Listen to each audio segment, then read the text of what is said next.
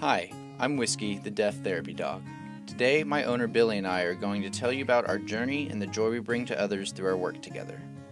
I rescued a deaf dog once, and people would always tell me what the dog couldn't do. And uh, I just thought they were wrong. So I sat out and I went out with a few people, and they'd say she's really good. Too bad she can't be a real therapy dog. And then I started checking into it, and that was a quest. It was almost a 2-year quest to get somebody to certify my dog as a therapy dog. And then when it finally happened, um, it's been good ever since. Billy's first therapy dog was named Patience. When Patience started to reach the later stages of her life, Billy knew it was time to find a new recruit for her to train. I'd actually been looking for another deaf dog because my other one was getting old, and I was wanting a teacher aspect. A rescue here in Oklahoma or in Yukon, Pets and People called me and told me there was a deaf dog in Purcell that had been turned in 3 times, and he had till Friday they were going to put him down.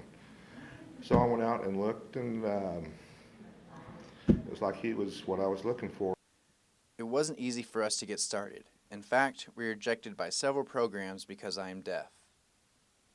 So I set out on my own probably about 2004. Because of my disability, I was not able to go through the traditional therapy dog training. I learned everything I know from my mentor, Patience.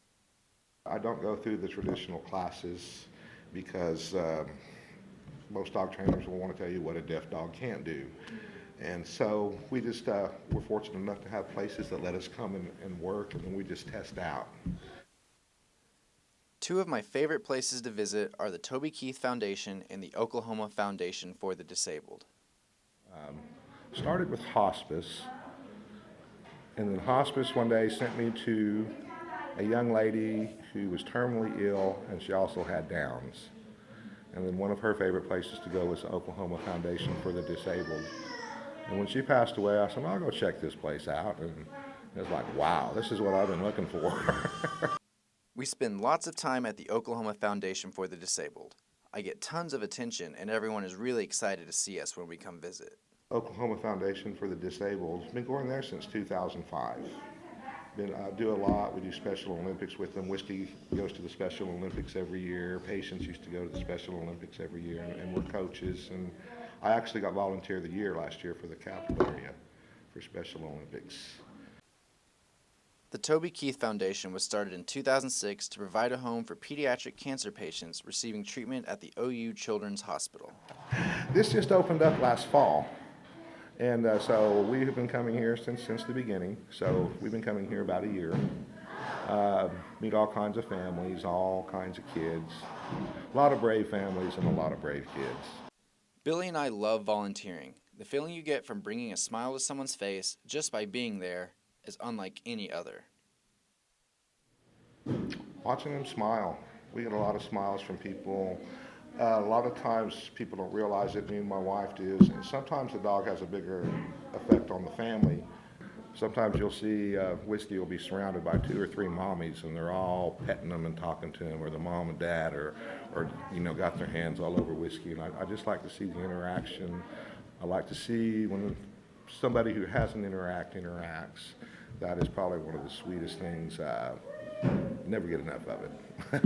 It is really cool if you've never seen a kid stand up for the first time, or speak since an accident with a brain injury, speak for the first time, and the dog brings it out in them. It's magic. Spending time with my friends at the Toby Keith Foundation and the Oklahoma Foundation for the Disabled is always a great experience. Get humbled a lot. So it's nice to be humbled.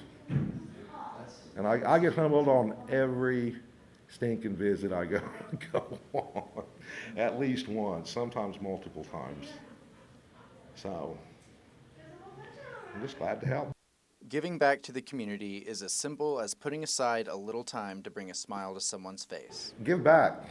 It's nice to give money, but if you give back a little, an hour will turn into 2, and a 2 will turn into 4. And it doesn't matter if you're doing what I'm doing, or you want to go out and hug a tree, or whatever you want to do. If you have the opportunity to give back, give back. It's well worth it. If you don't give back, I don't think you learn anything. in your life. And I'm not talking about money, I'm talking about time. I'm so glad I became a therapy dog. The friends I've made along the way and all the joyful experiences have made the hard work worth it.